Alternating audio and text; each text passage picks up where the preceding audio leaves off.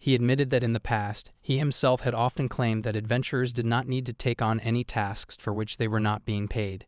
Even so, he could not stop recalling the long period during which he had lived under Letitia's constant mind games. Because of her manipulation, he had always believed that he was weak and incapable of doing anything for anyone. Now, however, circumstances were different. He had come to realize that there were people who truly believed in him and were even relying on him. Being the gentle soul that he was, he had no desire to disappoint their expectations. Before he could fully finish explaining himself, Alice suddenly stepped forward and wrapped him in a tight hug. The unexpected gesture completely caught him off guard and left him flustered. Meanwhile, she could hardly believe how hopelessly earnest he was. Even so, she smiled and remarked that she had already known he would say something like that, because that was simply the kind of person he was. That was precisely why she wanted to travel alongside him, as she wished to repay the kindness he had shown her. With that resolve, she promised that together they would surely capture the criminals responsible for causing all the chaos. Hearing those words from her made Haru genuinely happy. The two of them sealed their promise with a pinky swear before parting ways. Later, Haru arrived outside the church with Jean and Ange, and he found himself utterly amazed by how magnificent the building looked. Ange explained that the city was home to many devout believers and numerous churches, but the one standing before them was the grand temple that united them all. In simpler terms, it functioned as the head church, and even Jean appeared impressed by its grandeur. As they stepped inside, Ange reminded them that they would be meeting a priestess there. No sooner had she said that than they ran into the very priestess she had mentioned. Her name was Lona, and Ange was overjoyed to see her. Lona, too, was relieved to see her friend safe. However, her attention quickly shifted to Haru standing beside her, and she asked who he was. Ange introduced Haru as a remarkably strong adventurer and presented Jean as the one responsible for overseeing her. Turning back to the boys, she informed them that the woman before them was Lona Falun, the priestess of Orlando's Grand Temple. The two girls had been attending the church since childhood, which was how they had grown so close. However, Lona gently interrupted her and extended her hand, asking her to get straight to the point, as she already understood that Ange had come to report the completion of her pilgrimage. Ange confirmed that this was indeed true. When Lona took her hand, she immediately sensed that Ange's power had grown stronger than before, which assured her that Ange was not lying. With that confirmation, Lona's role in the matter was complete, and she excused herself, mentioning that she had other duties to attend to. Feeling puzzled, Haru asked Ange whether her report had already concluded, as it seemed far simpler than he had imagined. In response, she clutched her locket and quietly explained that Lona was her childhood friend. She told him that when they were young, they had played together constantly. Just like her, Lona had aspired to become a priestess of Orlando and had come to the temple every day with that goal in mind. However, ever since Ange had been chosen as a saintess apprentice and Lona had officially become a priestess, the two of them had barely been able to meet. She understood that there was little she could do about it, as Lona's responsibilities as a priestess were far more demanding than her own as a saintess apprentice. At that moment, Haru gently placed his hand on her shoulder. When she turned toward him, her eyes were filled with tears. He told her that although it might seem foolish to say such things when they had only just met, he sincerely hoped that she and Lona would one day find the chance to talk openly and mend their friendship.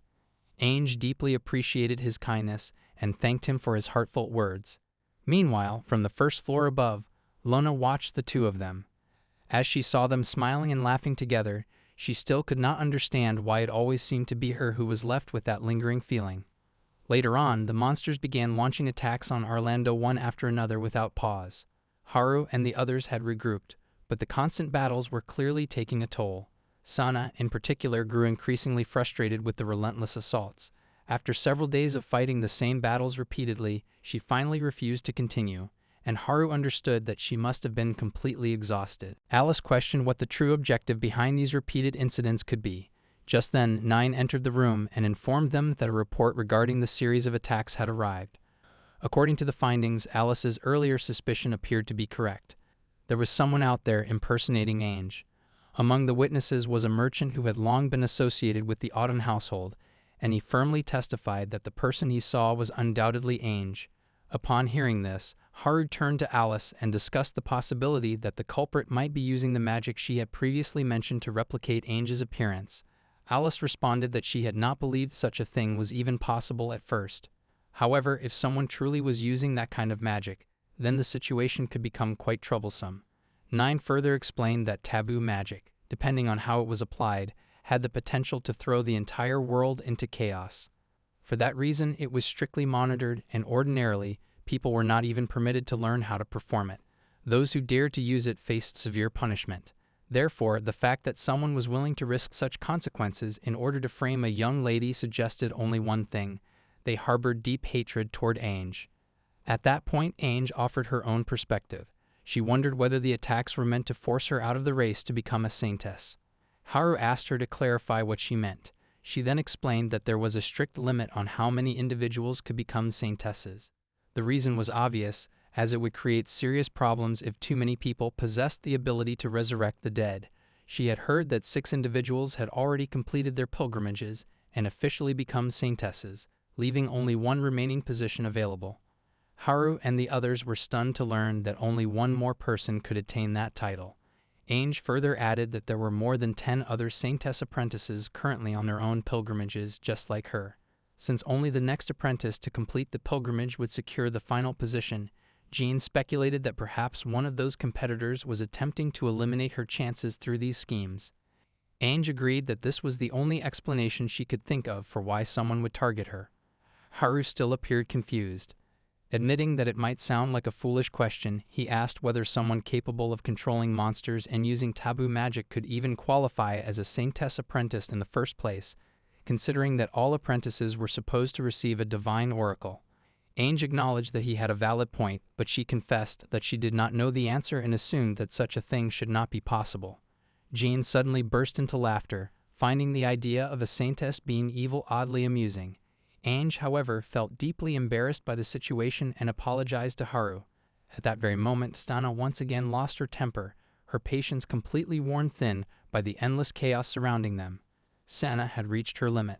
She said she only wanted to do something straightforward, like catching the criminal and forcing them to reveal their true objective. With that decision made, she declared that she would return to patrol and told Haru and Alice to come with her. The two of them agreed that, for now, keeping things simple was the best course of action. As they prepared to leave, Haru turned back to Ange once more and reassured her that everything would be fine. He promised that he would do his best to figure something out. Those words deeply moved her, and she found herself unable to respond as the 3 of them exited the room. Jean observed her standing there in silence and asked whether she intended to remain like that until they returned. She replied that she would head back to her room instead. Since she planned to stay there, Jean mentioned that he would not need to monitor her for the time being and could take care of his own matters. Before leaving, he told her to inform him if she decided to go anywhere. 9 also had some tasks that required her attention, so she would not be able to remain by Ange's side either.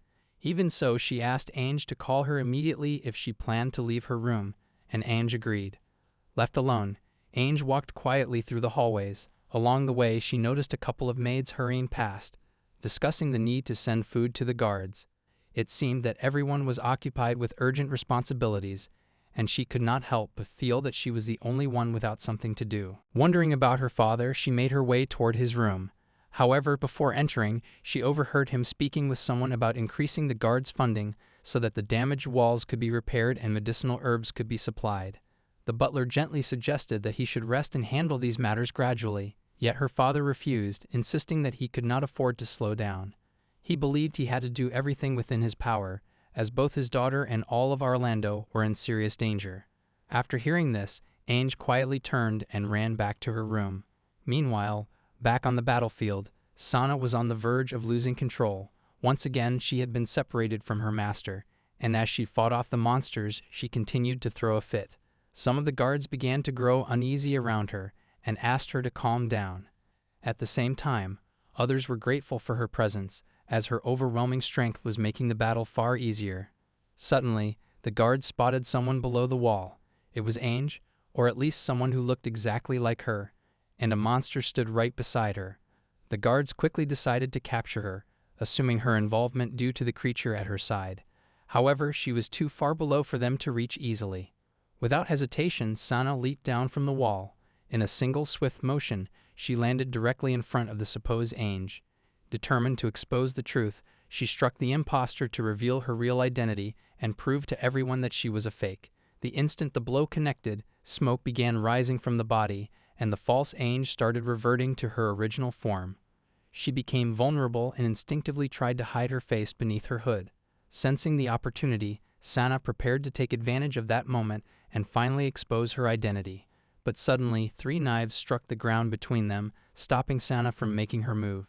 Using that brief distraction, the imposter escaped with the help of the monster she had arrived with and flew away.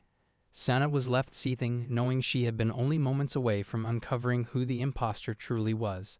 The guards reassured her that she had done well and pointed out that this incident confirmed the existence of a fake, since Ange was currently being monitored at her home. Hearing this, Sana decided to return immediately and report everything.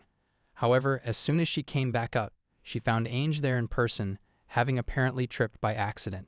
In tears, Ange asked if there was anything she could do to help, explaining that she had heard monsters had appeared and that she only wanted to assist in any way she could. Sana, however, was furious. She demanded to know what Ange was doing there, and more importantly, why she had come at all.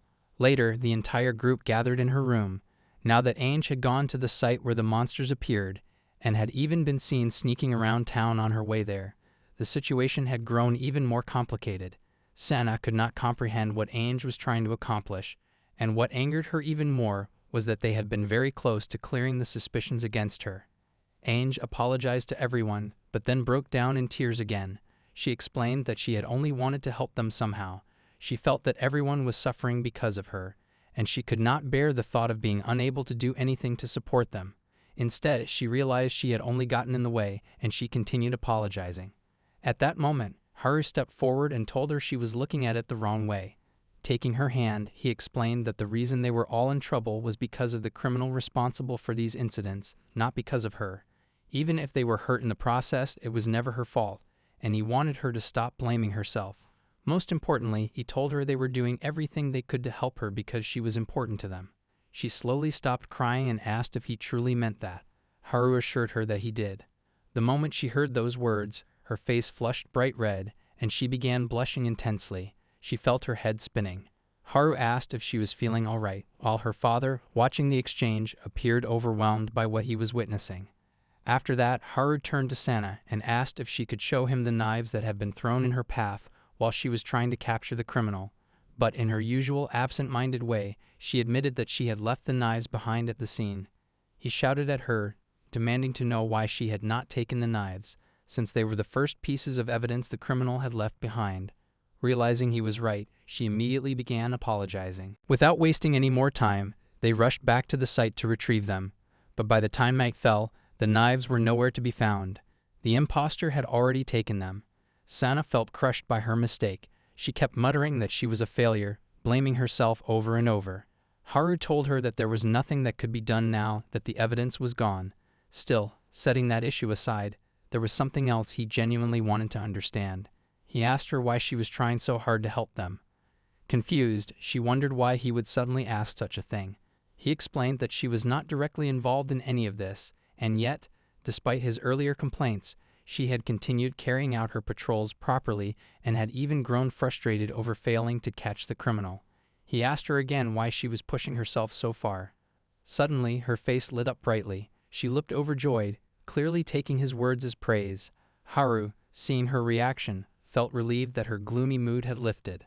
Hungry for more approval, she crawled closer to him and eagerly asked if she had been a good girl. He gently patted her head and told her that she had been very good. That simple gesture made her cling even more to his praise, and she asked him to continue patting her. After a while, she finally settled down and shifted to a more serious subject. She asked if he knew how dragons were born. He guessed that they must hatch from eggs. She confirmed that was correct and explained that dragon eggs could take years to hatch, or, if circumstances were unfavorable, even decades. Then she revealed that when she herself was born, she had been completely alone in a cave. When she finally stepped out of the cave and looked around, she saw other animals surrounded by their families, while she stood there completely alone. The adventurers she spotted nearby seemed to be laughing and enjoying themselves, so she approached them, hoping she could join in and play. But the humans were terrified of her. They threw stones to drive her away and prevent her from entering the village. That rejection hurt her deeply. Instead of asking to be accepted, she began demanding that others bow before her, and offer her food. Looking back, she admitted that she had acted foolishly at the time.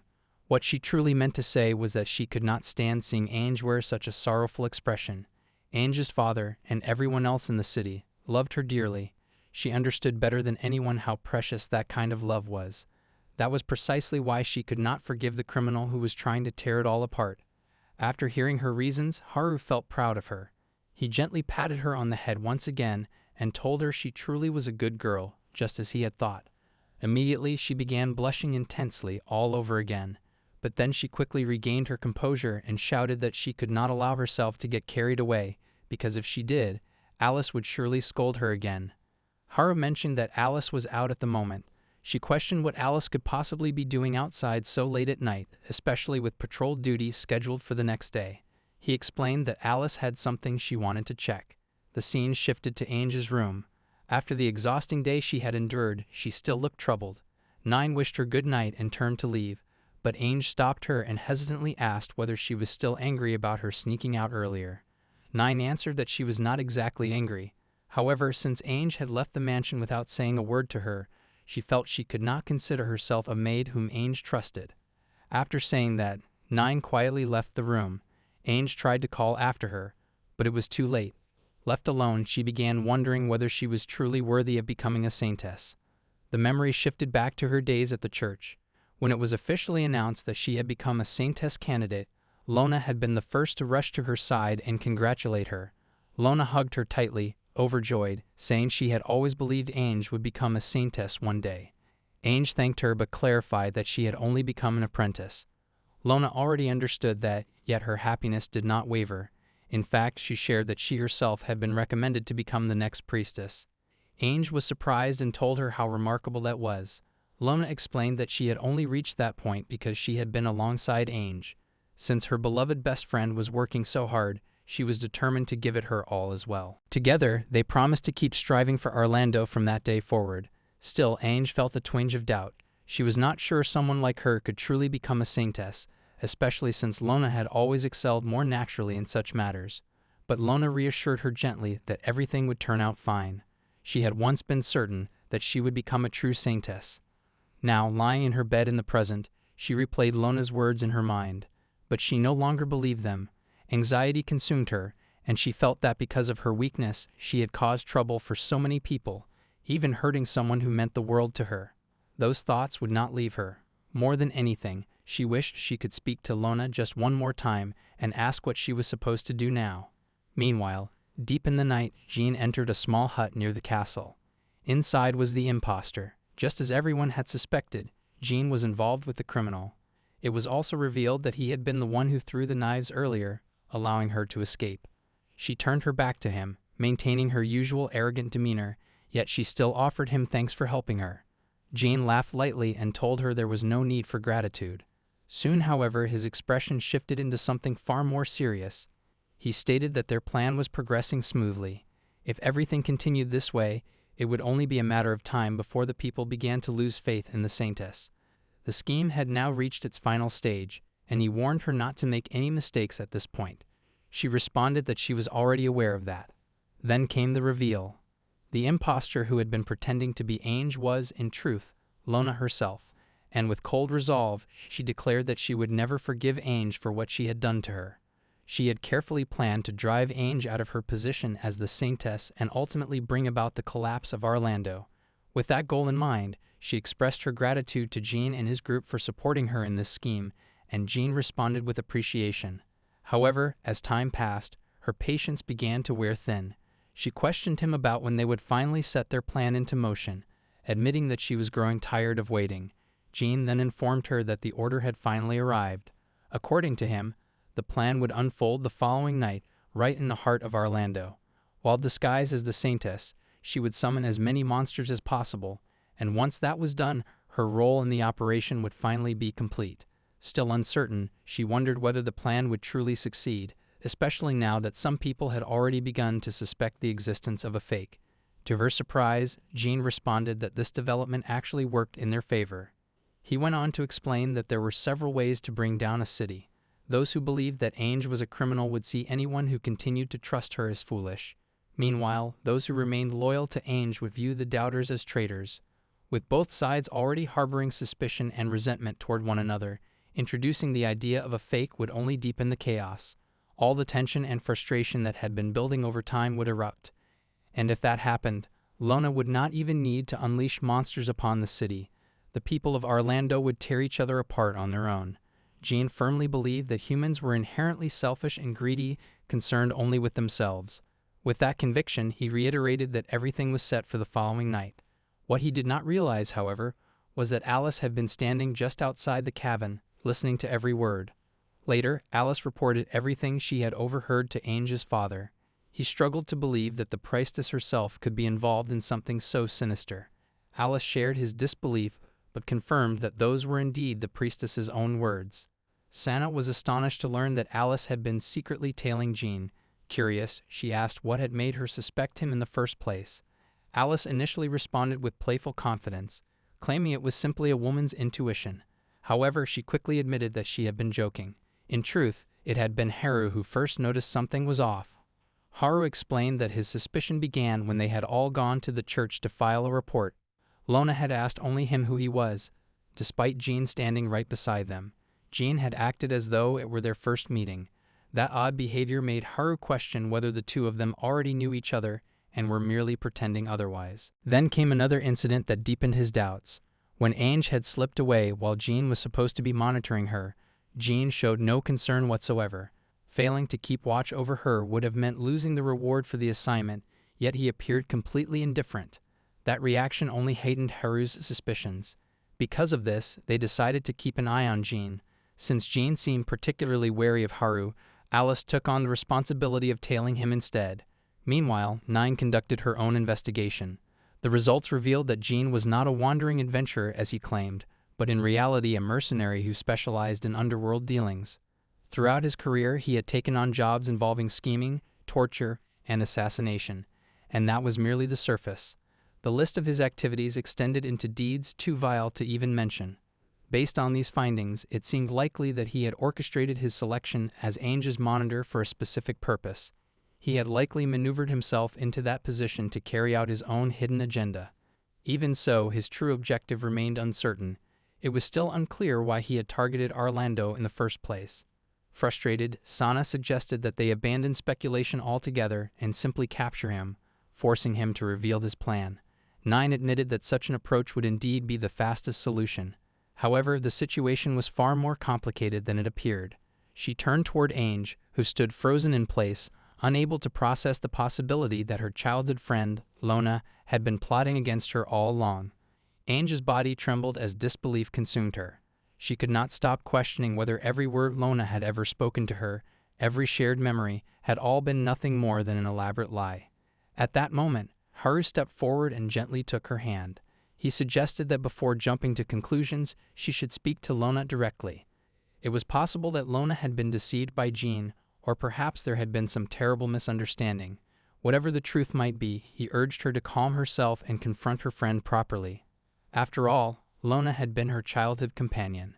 Yet the instant those words left his mouth, memories of Letitia surfaced in his mind, along with all the pain he had endured because of her.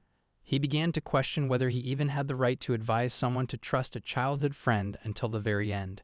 He knew better than most that such faith was not always rewarded. Ainge noticed him stopping mid-sentence and asked, worriedly, why he had trailed off. Haru quickly dismissed it, telling her it was nothing.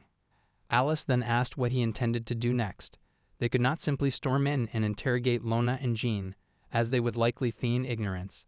However, Haru revealed that he had already thought of a way to handle the situation and shared his plan with the group. Meanwhile, Lona had returned to the church. She stood beneath the night sky, gazing at the stars as memories of her first encounter with Jean resurfaced. Years ago, when she was still young, an assassin had attempted to kill her. Just as the blade was about to strike, Jean had appeared and eliminated the attacker from behind, using his 3 signature knives. After saving her life, he had warned her to be more cautious and suggested that she should at least thank him. Still shaken by the ordeal, she had not expressed gratitude. Instead, the first thing she had asked was who would send an assassin after her, and why. Jean had told her that Ainge, a fellow Saintess candidate at the time, had hired the assassin. The accusation had left her utterly stunned. She had immediately rejected the claim, insisting that Ainge would never do something so cruel. But Jean had continued to press her, asking whether she truly believed that without doubt. He pointed out how, the harder Lona worked as a priestess, the more distant Ainge had seemed to become.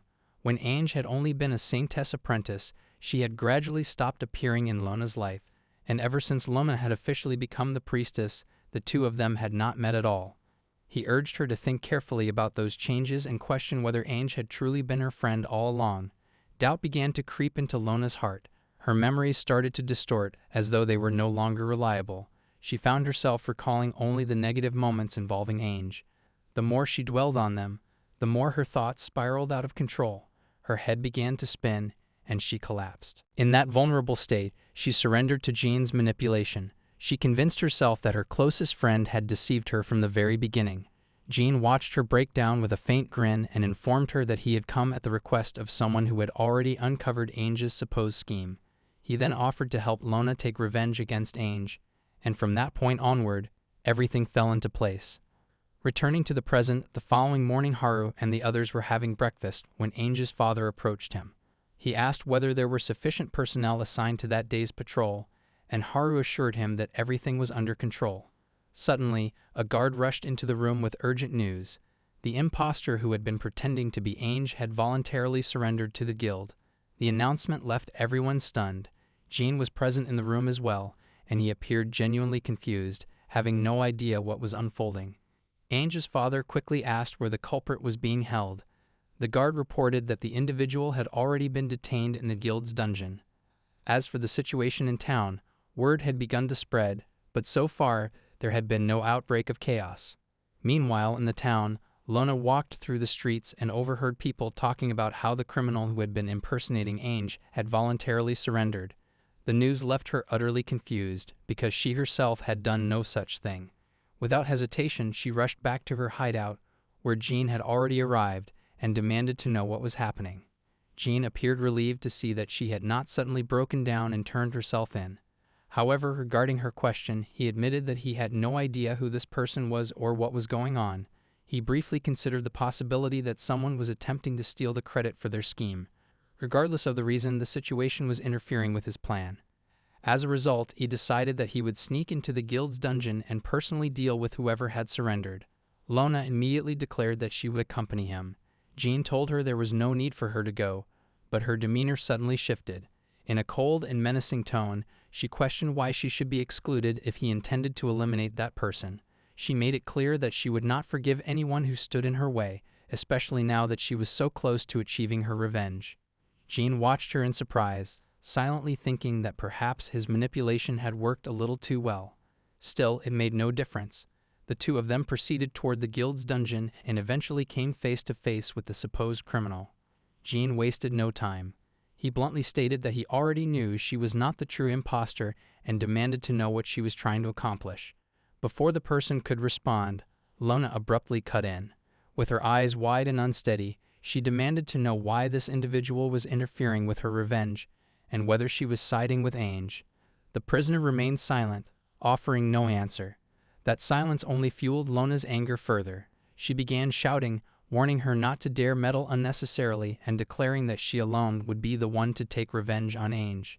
At that moment, the prisoner suddenly began to laugh. She then revealed that she was actually Alice in disguise, and she remarked that Lona's outburst had just served perfectly as a confession. Almost instantly, Haru and the rest of the group emerged from behind them. Jean realized at once that they had both walked straight into a trap. Haru met Jean's gaze with a cold expression and stated that although he felt somewhat guilty for deceiving them, it only evened things out, considering the underhanded methods they had used to frame Ainge. More importantly, he explained that he wanted to give Ainge and Lona the opportunity to speak to each other first, something that would not have been possible if he had simply arrested them outright and dragged them to the guild. Ainge then stepped forward from behind Haru. Tears welled up in her eyes as she asked Lona why she was doing all of this. She reminded her of the promise they had made to work hard together for the sake of Orlando. She recalled how Lona had once told her that she truly could become a genuine saintess. But Lona snapped, screaming for her to be quiet. She clutched at her head, her mind unraveling, muttering that it had always been this way. Haru immediately moved to shield Ange, positioning himself defensively in front of her. Jean, however, remained where he stood, completely indifferent to Lona's fate. As Lona's breakdown intensified, she shouted that she hated the entire city and everyone within it, so much so that she wished for all of it to be destroyed. Then, in that fragile moment, as her magic surged out of control, a dark and slender figure suddenly materialized behind her. It silently wrapped both arms around her from behind. Haru had no idea what had just occurred. Lona continued crying as the monster began tearing apart everything inside the room, while Haru did everything in his power to shield Ange from the chaos. She desperately begged Lona to stop, but before anything could change, the monster seized her and flew away.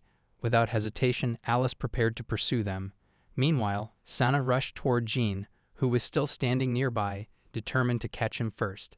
He responded with a faint smirk and pulled out a knife, and in that instant, she realized he was the same man who had thrown knives at her back earlier when she had been chasing Lona. She shouted that the same trick would not work on her twice, but instead of another blade, he hurled a ball in her direction. Alice quickly warned her to be careful, yet it was already too late. The ball exploded into a cloud of smoke directly in her face. It was laced with pepper, causing everyone to choke violently, and Sana suffered the most from it. Struggling to breathe, she approached Haru and, despite barely being able to speak clearly, informed him that Jean was the knife attacker. Haru urged her to pull herself together, reminding her that they needed to chase him immediately. He dashed outside, only to find the situation far worse than expected. The entire area had descended into disaster, as numerous monsters had invaded the city. Civilians were fleeing in panic. One monster was about to strike a woman and her child, but at the last second, Alice intervened, cutting down the creature and saving them. She asked if they were safe, and they expressed their gratitude. At the same time, Nine questioned the knights about what had happened. They reported that the moment the massive black monster appeared, the sky had suddenly darkened. Not only that, the entire city of Orlando was now overrun with monsters. In the Eastern District, where the Lord's mansion stood, the knights were barely holding their ground. They were fighting back, but it was clear they would not last much longer. Haru quickly decided they needed to split up to eliminate the monsters more efficiently. Alice and Sana would handle the North and West districts, while he would take the South. However, the two of them immediately stopped him and questioned whether he truly intended to use his magic within the city. They reminded him that doing so could destroy everything around them. Haru insisted he would limit himself to fire magic, but Alice firmly refused, stating that he could not risk it. She then asked about the sword he had once used to save her. Embarrassed, Haru explained that he had relied on that sword only for self-defense during the time he had been forbidden from using fire magic. Now that circumstances had changed, he had assumed it would be fine to stop carrying it. His reasoning only irritated Alice further. Yet, as the discussion continued, an idea formed in his mind. He pointed out that the key was to ensure the damage would not spread to the surroundings. For that, he needed something with the smallest possible range but the greatest possible power. With this thought, he began casting a spell. Both Alice and Sana panicked, shouting that he could not use magic inside the city. But Haru stood at the brink of a breakthrough. He explained that magic functioned like a puzzle. With enough concentration, the shape of mana could be reshaped into the most suitable form. Its density, its structure, its power, everything could be adjusted as long as the caster held a clear and solid mental image. And then, focusing his fire magic into a single concentrated form, he forged a flare sword made entirely of pure fire. The girls stood frozen in shock, unable to believe what they had just witnessed. They had never even heard of such a spell before, but before they could fully process it, a monster lunged toward them. Haru decided to test the weapon immediately. With a single swing of the flare sword, he sliced the monster into multiple pieces. He was genuinely surprised by how natural and powerful it felt in his hand. With this weapon, he was confident he could fight within the city without causing unnecessary destruction. However, Alice suddenly shouted at him to stop. She still could not comprehend how he had just created such an overwhelmingly powerful sword out of nowhere, using a completely new spell, and doing so instantly. Developing new magic spells was something even the greatest wizards in the world spent years perfecting. It was never a casual process where someone simply created what they lacked. The fact that he had done it so effortlessly made the situation even more unbelievable. Meanwhile, Haru himself struggled to explain it, because to him, The process had felt simple and straightforward. Even Sana appeared unsettled by his abilities and nervously remarked that she might have to start calling him a demon lord instead of master. But setting that aside, Haru reminded them that there was still much to do, and this was not the time for discussions. At that moment, Ainge stepped forward and declared that she would head to the central district, where the Grand Temple stood. From what she had heard from the townspeople, the black monster had flown in that direction. If that was true, she was certain Lona would be there as well. She understood that she lacked combat ability, yet she remained determined. After all, Lona was her precious childhood best friend, and she wanted to be the one to stop her. Haru attempted to stop her, but Ainge turned to Nine and told her that she would not leave her behind anymore. She then asked Nine to come with her. Hearing those words, Nine grew emotional and immediately agreed. Haru did not object further. With their roles decided, they all set out, determined to save the city. Meanwhile, Jean had managed to escape. Even he found it surprising since the original plan had completely fallen apart. Still, the final outcome remained unchanged. He was particularly impressed that, in the end, Lona had succeeded in summoning such formidable monsters.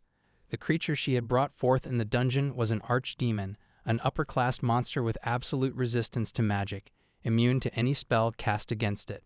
It was the natural enemy of wizards. Because of that, Jean found himself genuinely curious about how Haru and his group intended to deal with it. Back on the battlefield, Alice was locked in combat with a wolf-like monster.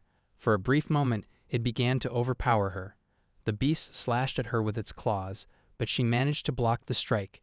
Reacting swiftly, she maneuvered behind it and launched a counterattack, cutting it down with her sword while declaring that a monster of this level was still within her capabilities. After defeating it, she paused to catch her breath. As she steadied herself, she admitted internally that she could not fight the way Haru did. At the same time, she understood why. She was only a level 22 swordsman, with no extraordinary skills to her name. In the end, she was nothing more than an average adventurer. The thought made her question whether she could truly be of use to Haru. But then she slapped her own cheeks, forcing herself to refocus. This was not the moment for doubt. It had been her own choice to stay by his side and protect him. She might lack overwhelming strength, yet she believed there were still other ways she could support him. Besides, she felt that if left alone, he might easily be deceived again. More importantly, with power like his, there would undoubtedly be people seeking to exploit it. She resolved that she needed to warn him not to reveal too much of his magic in front of others. However, just as that thought formed, she remembered what Haru had once confided in her. In his previous battles, he had always served merely as Letitia's support. Because of that, he had rarely been allowed to fight freely or even use his magic. There were even times when distinguished clients requested their presence, and he had been made to wait outside. Reflecting on this now, realizing she was on the verge of doing something similar, Alice began to question whether Letitia's actions had been an attempt to protect him. Perhaps she had been hiding the truth about his strength to shield him from those who would misuse it. Maybe it had never been simple cruelty. Maybe she had hurt him in order to protect him. Elsewhere, Sana faced two monsters advancing toward her.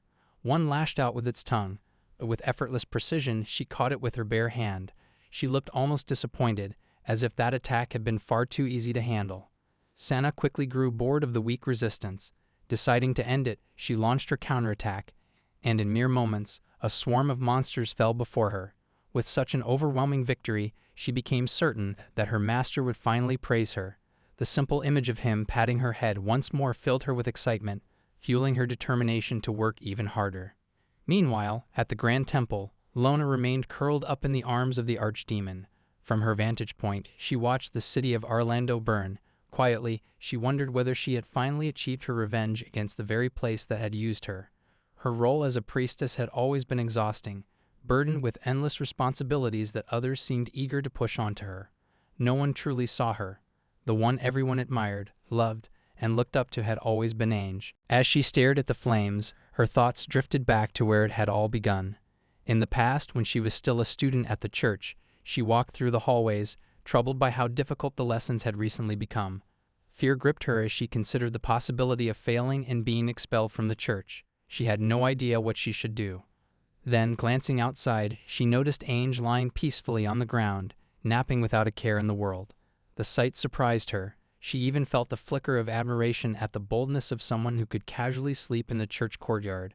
She had seen Ainge in the chapel before, though she did not know her name. Gathering her courage, she approached her and urged her to wake up, warning that if anyone found her sleeping there, they would surely be angry. The moment Ainge awoke, she began apologizing loudly for having dozed off, her sudden outburst startling Lona as well. After calming down, Ainge explained that she had been trying to study but had accidentally fallen asleep. When Lona questioned why she had chosen to study outside, pointing out that the church provided individual study rooms, Ainge replied that she was aware of them. However, with a bright smile, she explained that the sunlight felt wonderful, which was why she preferred studying outdoors. She then invited Lona to join her. Caught off guard, Lona hesitated, unsure how to respond. Her first impression of Ainge had been that she was somewhat unusual. Yet, as they began studying together, she discovered that Ainge was actually more knowledgeable and helped her understand subjects she had struggled with in class. Even so, Lona remained shy around her. Eventually, she asked for her name. Once again smiling brightly, Ainge introduced herself. From that moment on, something changed within Lona. She began to care deeply for her. Ainge always treated her as an equal, never looking down on her despite her weaker academic performance. She constantly encouraged her, promising that they would both do their best together. But eventually, everything changed. Ainge left her behind. Watching her interact so naturally with the other priests, Lona's heart twisted with doubt. She began to believe that Ainge had only pretended all along, using her, deceiving her with promises of standing side by side. For that, she could never forgive her. Returning to the present, her thoughts hardened into obsession. There was only one way she believed this could end. She would take her revenge with her own hands by killing Ainge herself. At that moment, Ainge arrived at the Grand Temple and called out to Lona. The instant Lona laid eyes on her, the archdemon moved to strike. Nine reacted immediately, pulling Ainge aside and shielding her from the attack. Lona coldly mocked her arrival, calling her foolish for walking into her own slaughter. Ainge, however, tried to reason with her, pleading for her to stop and at least listen. But Lona, consumed entirely by rage, declared that begging would no longer save her. The demon attacked again, and once more Nine intervened, protecting Ainge as she continued trying to reach Lona. Ainge insisted that she had never once mocked her or looked down on her in any way. Yet Lona refused to hear a single word, screaming that she already knew her so-called true personality. Suddenly, though, something changed. Lona froze for a brief moment. Nine quickly realized what might be happening. Summoning and controlling that many monsters required an immense amount of mana. If Lona was running out, the consequences could be severe, possibly even fatal. And they had no intention of letting her die. Based on her erratic behavior, Nine also suspected that Jean had used a powerful suggestion spell on her. It was difficult to believe that she had acted like this entirely of her own will. With that in mind, Nine cast her fire magic at the archdemon. However, the spell was completely neutralized, vanishing without inflicting even the slightest damage. Lona mocked them again, reminding them that magic would not work against it. But Nine was already aware of that. Her intention had been something else entirely. She explained that a suggestion spell entered through the cracks in one's heart. To break it, they needed to expose and confront the blurred conscience within. Her plan was to keep fighting and gradually drain Lona's mana, while asking Ainge to continue speaking to her. Meanwhile, exhaustion was visibly overtaking Lona, and the constant exchange between the two only fueled her anger further. The archdemon launched yet another attack. Once again, Nine shielded Ainge. Ainge pressed on, telling Lona that before meeting her, she had always felt alone, and that without her, she might have remained that way forever. Lona rejected her words, shouting that she had always been surrounded by other priests. Yet even as she said it, confusion crossed her face. She tried to recall when that had happened. After becoming a priestess, she had isolated herself in her room. Though she believed she had seen Ainge talking with others, she could not remember when. Sensing the shift in her expression, Nine urged Ainge to continue. Ainge spoke of their shared memories, studying together in the church courtyard, eating side by side in the cafeteria, enjoying the pancakes Nine had made for them, spending their free days shopping together. She reminded her of the matching crosses they had chosen, and most importantly, how Lona had been the happiest of all when Ainge received the revelation to become a saintess. As those memories resurfaced, Lona's vision blurred with tears, the false perception clouding her mind finally shattered, and she returned to her senses. The archdemon immediately sensed the loss of control and released her, causing her to collapse to the ground. Ainge and Nine rushed to her side, asking if she was all right. The fury that had consumed her was gone. Seeing that, Ange's emotions overflowed, and she embraced her tightly. Lona, still disoriented, could not fully understand what had happened or why she had acted the way she did. But their reunion was abruptly interrupted. The archdemon rose behind them. With the magic controlling it gone, the creature now acted on its own instincts, and it was preparing to attack. Lona and Ange clung to each other, uncertain of what would happen next. The archdemon loomed over them, ready to strike. Just as its attack descended, Haru arrived. With a swift motion, he erected a magical shield and effortlessly blocked the blow. He calmly asked if they were unharmed. Both of them were stunned by his sudden appearance. Haru quickly informed Ange that the southern district had already been cleared of monsters. The other districts were secure as well, and Alice and Sana were on their way to the temple. Now, only the archdemon remained. Lona, still disoriented, could only stare at him in confusion, overwhelmed by his strength. Nine stepped forward and warned him to be cautious. She explained that the creature possessed the highest level of magic resistance, meaning no spell should be able to harm it, regardless of its type. Haru glanced at her and questioned whether that resistance was truly any different from Sana's. He reminded her that ancient dragons were also known for their immunity to magic, yet his flare blast had still managed to burn her slightly. Hearing this left Nine stunned. Even so, she pointed out that there were no historical records of an archdemon ever sustaining damage, so she could not be certain how it would react. Considering that, Haru speculated that perhaps its so-called magic resistance was simply extraordinary durability. The archdemon slowly approached him. Looking down with clear disdain, it signaled for him to attack with everything he had. Haru responded with a faint smile, realizing that he had provoked it. Since it had come to this, he accepted the challenge and prepared to go all out. He began gathering his fire magic. The sheer pressure generated by the forming spell stunned everyone present, even the archdemon itself. The intensity alone felt overwhelming, as though the air had grown unbearably heavy. Witnessing it, Nine finally understood that this was the extent of his true power. Then Haru released the flare blast directly at the demon. The impact sent violent tremors across the entire city, a testament to just how immense the attack truly was. After the dust finally settled, the towering figure of the archdemon was still standing in place. Haru and the others could not immediately tell whether it was still alive. However, it soon became clear that what remained was nothing more than a hollow form made of ashes.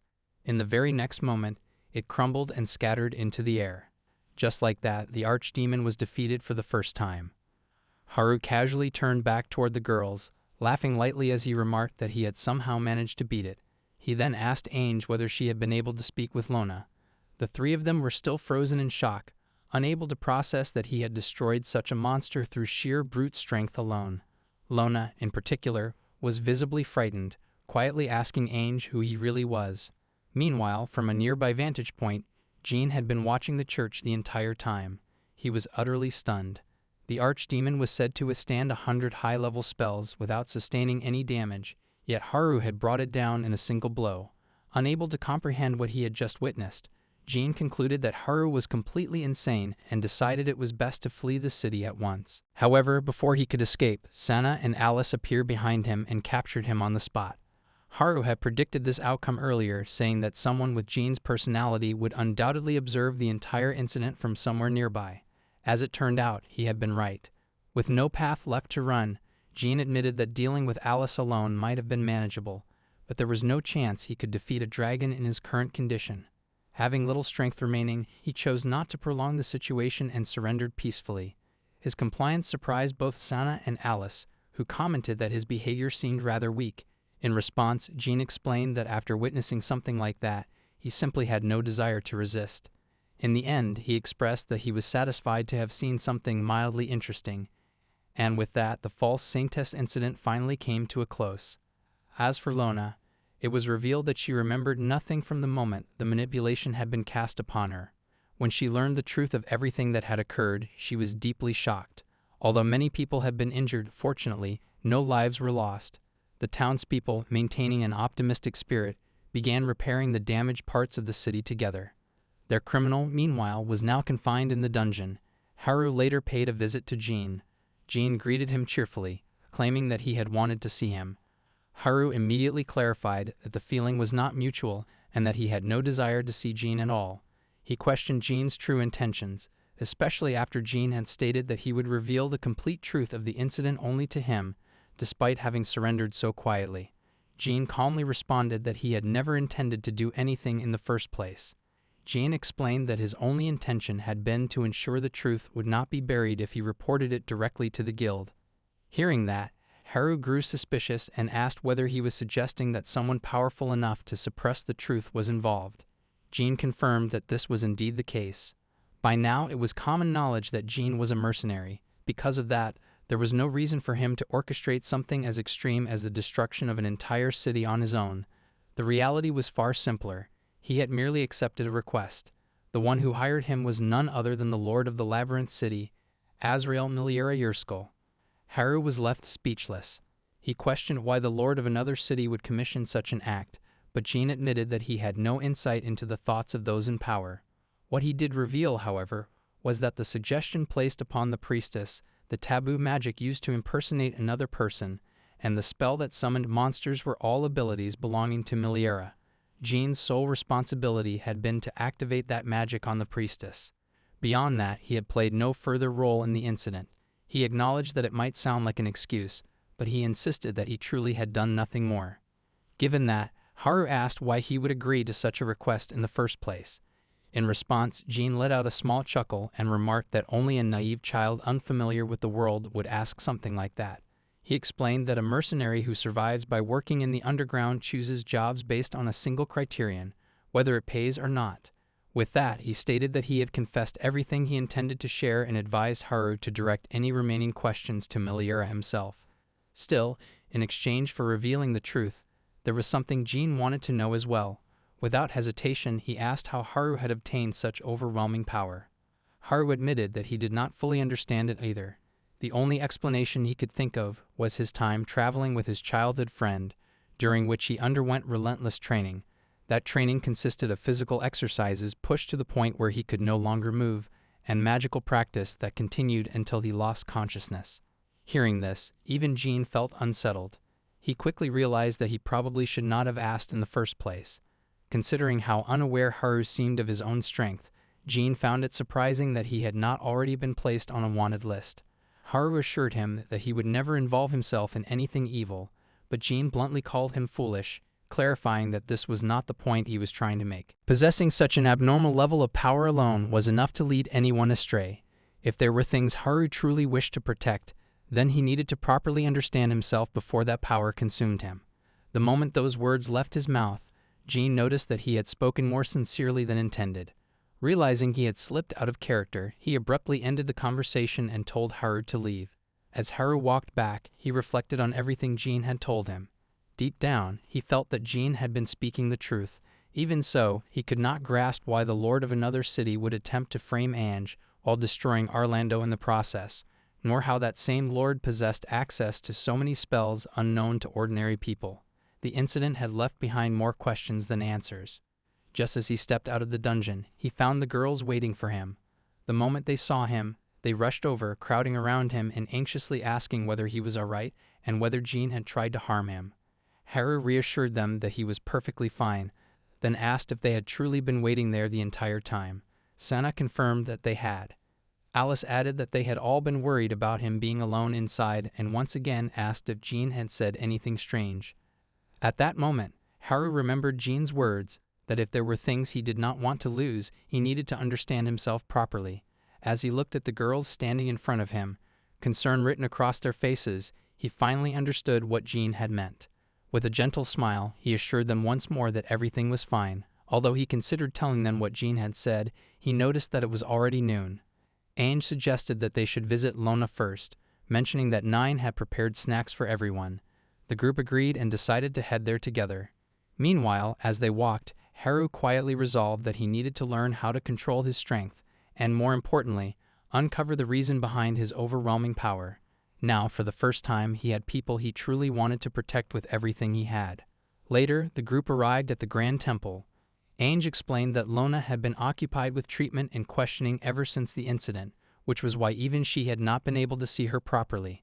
However, she had been told that sharing a meal would be allowed, and that was the reason Ange had brought everyone there. Haru found himself looking forward to meeting Lona now that she had returned to her true self. But when they reached her room, they noticed a commotion outside. The area was unusually noisy. Suddenly, Lona's voice echoed from inside, shouting that she wanted to quit. The elder priest standing outside tried to calm her, urging her to think carefully, yet she insisted that continuing as a priestess was now impossible for her. She declared that she would not come out of her room unless they promised to let her step down. At that moment, Ange stepped forward and gently called out to her through the door. She mentioned that Nine had made pancakes for them, the very same ones Lona used to say she loved. The reaction was immediate. Upon hearing that, Lona opened the door and came out. Afterward, they moved to the courtyard. The two of them sat slightly apart from the others, which caused Sana to wonder why they were separating themselves like that. Haru, however, understood that they likely had many things they needed to discuss. Lona began eating the pancake and instantly brightened at its taste. She loved it just as much as before, and Ange was relieved to see that some things had not changed. The flavor brought back memories of childhood days when Nine would make the same pancakes whenever Lona came over to play. Those were precious times. There had even been days when they became so absorbed in playing that they forgot about homework and were scolded for it later. The nostalgia washed over her, pulling her back to those simpler moments. After a while, Lona explained that she would not face charges for using taboo magic, as it had been determined that she was under manipulation and had no memory of her actions. Ange was overjoyed to hear that. Lona added that the higher authorities had concluded she was a victim in the entire incident, meaning she could simply return to her previous position. But Lona did not share Ange's relief. To her, it did not matter how little she remembered. The truth remained that she had been the one who hurt Ange and the townspeople. Because of that, she felt it was impossible to resume her role as priestess as though nothing had happened. Ange tried to reassure her, reminding her that everything had occurred due to the imposed suggestion. Lona acknowledged that this was true. However, she also admitted that she had been the one who fell for that suggestion in the first place. When Jean had once asked her whether Ange was truly her friend, she had hesitated. She had not been able to answer immediately, and that single moment of doubt had paved the way for everything that followed. In her heart, she knew that Ange genuinely considered her a friend. Yet for reasons she could not fully explain, she had always felt a certain distance between them.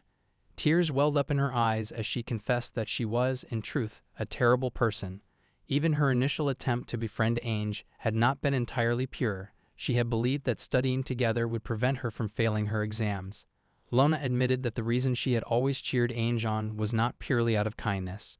She believed that if she could at least support her in that way, then she would have a place where she belonged. Because of that, she convinced herself that someone like her did not deserve to be called a true friend.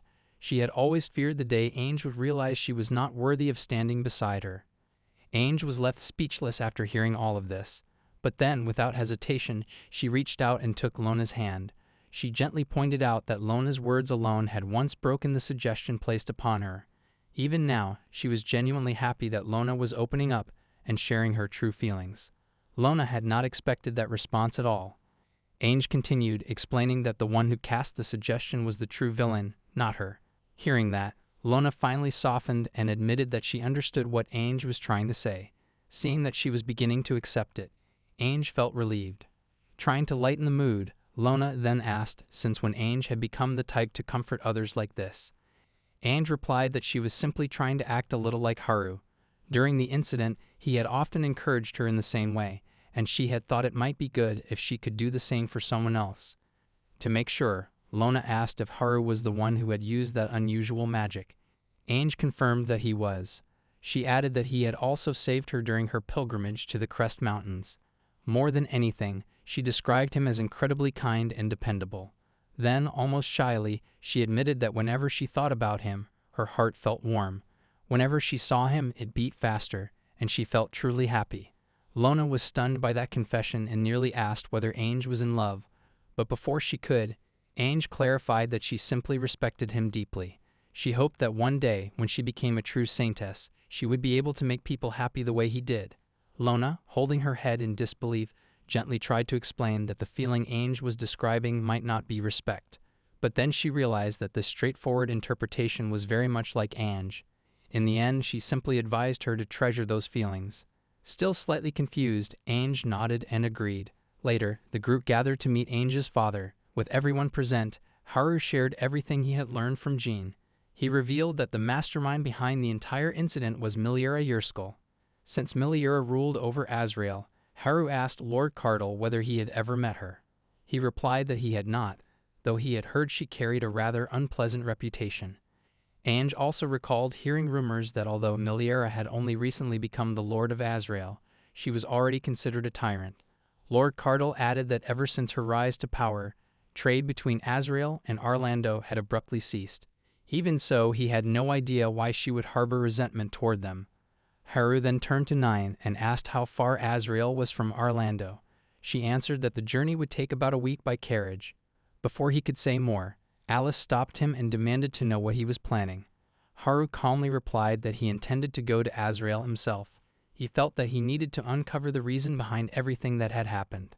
Since that was the decision he had already made, the girls did not argue at all and simply stated that they needed to buy supplies for the journey. Preparations to leave began immediately, but he stopped them and questioned why every single one of them seemed so ready to come along. He reminded them that he was heading to the place where the ringleader was located, which meant the situation would be extremely dangerous. Alice responded that this was precisely why he should not go alone. When she questioned why he was even considering such an idea, he explained that it had been his plan to lure Jean and Lona to the jail, and because of that plan, many people had been injured in that area. For that reason, he admitted that he was afraid of causing trouble for everyone once again. In response, Alice stepped closer and began pulling at his cheeks, telling him that this was exactly why they were all going together this time. She also pointed out that he needed to stop blaming himself for everything that happened. Ange added that she felt the same way and reminded him of his own words, saying that the true culprit in this entire situation was the criminal who had started it all. Hearing their words, Haru felt deeply moved. Ange's father then stated that he personally did not want her to go either. However, Ange immediately jumped toward him and declared that there was no way she could simply sit back and wait while others searched for the truth. She explained that now that her pilgrimage was complete, she could at least contribute with some healing magic. More than anything, she wanted to do what she could as the saintess and as the Lord's daughter. Her father stood there in shock, realizing that his little girl had grown into someone far stronger than he had imagined. Understanding that he could no longer stop her, he approached Haru and entrusted Ange to him. At the same time, he firmly clarified that she was only his comrade. Haru, however, remained standing there in complete confusion. With that settled, Lona had to stay behind due to her duties as a priestess. As the others prepared to depart, she wished them a safe journey. She admitted that she had wanted to go with them, but Ange reassured her that there was no need to worry. Lona then revealed that she had decided to continue serving as a priestess for Ange and for the entire Orlando, who had forgiven her despite the terrible things she had done. This time, she wanted to do her best as a true friend, and she expressed how deeply she cared for her. Ange felt the same, and with that, the group finally set off. After they left, Lona remained standing there, gazing up at the sky as she prayed to the Lord to protect Ange and the rest of the group. Later, while traveling, Haru felt relieved seeing that Ange and Lona had reconciled so well. However, Ange remarked that the earlier suggestion must have been truly frightening, considering how strongly it had affected Lona. The thought lingered in her mind, making her quietly wonder what kind of person Miliura truly was. Alice soon noticed that Haru seemed lost in deep thought and asked him what was troubling him. Haru responded that he had an uneasy feeling, as though he had forgotten something important, and indeed he had. The one he had completely forgotten was Letitia. At that very moment, Letitia finally broke free from the seal that had imprisoned her. Furious beyond measure, she burned with anger at Haru for daring to lock her away in such a moldy, suffocating place. She continued cursing him in her heart and resolved that she would seal him inside that same prison as repayment. However, before she could dwell further on revenge, her stomach began to growl loudly. Realizing that hunger came first, she decided to postpone Haru's punishment until after she had eaten. Yet even as hunger gnawed at her, she sensed that something was not quite right. Just then, a mysterious woman appeared before her. Observing Letitia's striking presence and the precision of her sword movements, the woman quickly concluded that she must be the famed sword princess Hero. Letitia, as usual, showed no concern and bluntly demanded to know the woman's identity. The stranger calmly revealed herself to be Miliura Yerskal, expressing clear delight at finally meeting her. Meanwhile, back in Orlando, Jean sat inside his prison cell, relaxing as though nothing troubled him. Suddenly, a small hooded figure appeared outside the bars. Jean immediately recognized who it was. Noting that the boy had arrived earlier than expected, Jean asked whether he had been watching from somewhere nearby all along. The boy silently opened the cell door. In that instant, Jean realized just how cunning the requester he had taken on truly was. He could not help but feel that accepting this request had marked the end of his good fortune. Regardless, he calmly told the boy that he should leave that place as well. Jean made it clear that his own mission was entirely separate, unrelated to whether he ultimately succeeded in the request or not. But the boy suddenly spoke, warning Jean not to make the mistake of grouping them together. Without hesitation, he launched forward. In a single swift motion, Jean was beheaded. The guards, having heard a disturbance, rushed to inspect the cell. By the time they arrived, it was already too late. News of the prisoner's assassination spread through the facility like wildfire. Meanwhile, the boy observed the chaos quietly from a rooftop. With one task now complete, he turned his thoughts to his next mission, the assassination of Haru, the traitor. Later, Haru and the others finally arrived near their destination. However, the carriage driver refused to go any farther. Clearly terrified, he asked them to get off, explaining that no sensible person would even consider approaching that town under the current circumstances. The group stepped down from the carriage, and before departing, the driver warned them to stay cautious. As the carriage left, the five of them turned around, and at last, the labyrinth city, Azrael, came into view. Haru felt slightly surprised. The city looked far more ordinary than he had imagined. Sensing his confusion, Ainge explained that the city itself was not a labyrinth at all. Instead, there was a dungeon located beneath it. That revelation only deepened Haru's shock. To be precise, it was not that the dungeon was inside the city, but rather that the city had been constructed directly on top of the dungeon. From what Ainge had heard, the dungeon was structured in a way that became increasingly difficult the deeper one descended. The upper layers could even be attempted by beginners, but the lower levels were far more dangerous. Apparently, the city's first lord had taken a great interest in this dungeon, which was why he built the city over it. Adventurers were rewarded for the jewels and materials they retrieved, and over time, that steady influx of resources led to the city's growth and prosperity. Many adventurers and merchants gathered there, making it a lively and thriving place, or at least, that was how it was supposed to be. Alice then reminded everyone that throughout their journey, every stop they had made had brought only negative stories about Azrael. It seemed that oppressive regulations had taken hold of the city. Inns and shops were charging unreasonable prices, public safety had deteriorated, and even the guild was no longer functioning properly. That was the full background of the city as they understood it. Haru began to wonder whether this was simply the work of a greedy ruler attempting to eliminate competition by invading Orlando. Yet the more he thought about it, the stranger the situation felt. The guild in this city already seemed dangerous enough. To gather more information about Miliera, Alice suggested they take a traditional approach by speaking directly with the townspeople. Everyone agreed with the plan, and they began heading toward the city.